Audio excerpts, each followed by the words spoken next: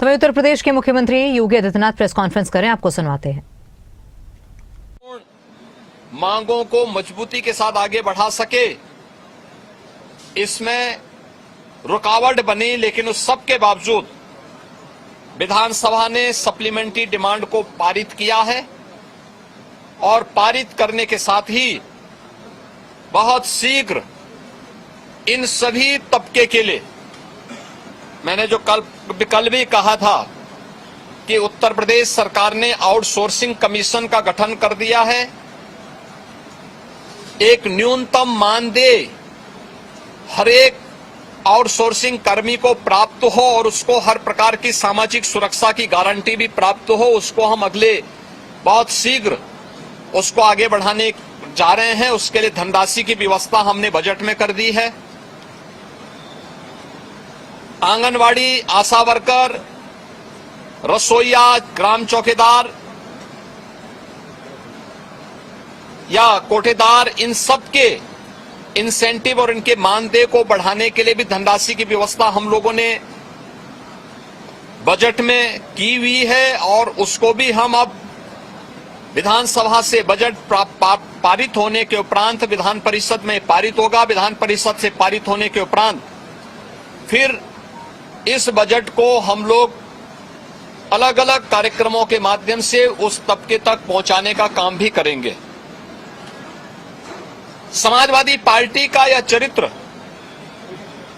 इस तबके को अपमानित करने वाला है, जो अल्प मानदेय प्राप्त करने के बावजूद प्रदेश के विकास के लिए और 25 करोड़ जनता जनार्दन की सेवा के लिए पूरी प्रतिबद्धता के साथ कार्य कर रहे हैं। इससे पहले भी इन्होंने शिक्षा मित्रों के भविष्य के साथ खिलवाड़ किया था। हमारी सरकार ने शिक्षा मित्रों के मानदेय को 10,000 से बढ़ा करके 18,000 किया है। पहले 3,000 ये मानदेय मिलता था, हमने 3,000 से 10,000 किया, 10,000 से 18,000 किया और उन्हें 5 लाख रुपए की कैशलेस की सुविधा भी उपलब्ध करवाई। अनुदेशकों को प्रदेश में 9,000 मिलता था, उन्हें 17,000 रुपए उनका मानदेय किया और उन्हें कैशलेस की सुविधा भी उपलब्ध करवाई। बेसिक, माध्यमिक, उच्च शिक्षा से जुड़े हुए जितने भी शिक्षक हैं, इनके मानदेय को इनको कैशलेस की सुविधा उपलब्ध करवाई। अन्य तमाम तबके के लिए बेहतरीन स्कीम को लेकर के, योजनाओं को लेकर के हम सप्लीमेंट्री डिमांड्स में आए थे और इन सब के साथ साथ सामाजिक न्याय के लिए अपना जीवन समर्पित होने वाले उन सभी महापुरुषों के लिए, जिनमें बाबा साहब भीमराव अंबेडकर हैं, जिनमें महर्षि वाल्मीकि जी हैं, संत शिरोमणि सदगुरु रविदास जी महाराज हैं,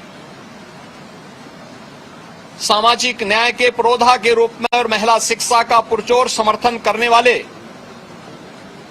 संत ज्योतिबा फुले हैं, साहू जी महाराज हैं। इन सभी लोक माता अहिल्याबाई होलकर जी हैं। इन सब के बारे में भी हम लोगों ने इस बजट में चूंकि प्रावधान किया है 407 करोड़ रुपए उनकी मूर्तियों पे छाजन लगाने और सुरक्षित पार्क के लिए, बाउंड्री वाल के लिए इतनी धनराशि की व्यवस्था इस सप्लीमेंट्री डिमांड्स में थी, वह न पास हो, इसके लिए समाजवादी पार्टी ने लगातार सदन की कार्रवाई को बाधित किया, लगातार व्यवधान पैदा करने का लगातार प्रयास किया। लेकिन इनके व्यवधान के बावजूद सप्लीमेंट्री डिमांड्स विधानसभा से पारित हुई है। विधानमंडल से पारित होने के उपरांत ये सभी कार्य तय सीमा के अनुरूप आगे बढ़ेंगे और सामाजिक न्याय के सभी पुरोधाओं को, सभी महापुरुषों को भी सम्मान मिलेगा।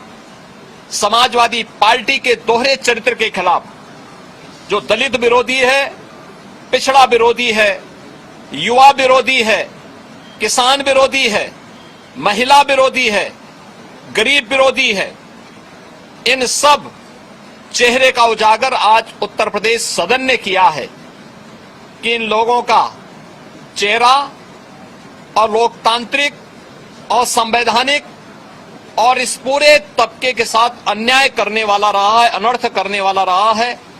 समाजवादी पार्टी के इस अलोकतांत्रिक और संवैधानिक व्यवहार को, जो शर्मनाक व्यवहार लगातार सदन में देखा गया है, हम इसकी निंदा करते हैं और प्रदेशवासियों को इस बात के लिए आश्वस्त करते हैं कि डबल इंजन की एनडीए सरकार ने पिछले 9-9.25 वर्ष के अंदर जिस प्रतिबद्धता के साथ समाज के प्रत्येक तबके के हितों के लिए कार्य किया है, उसी प्रतिबद्धता के साथ यह अभियान बिना रुके, बिना डिगे, बिना थके आगे बढ़ेगा।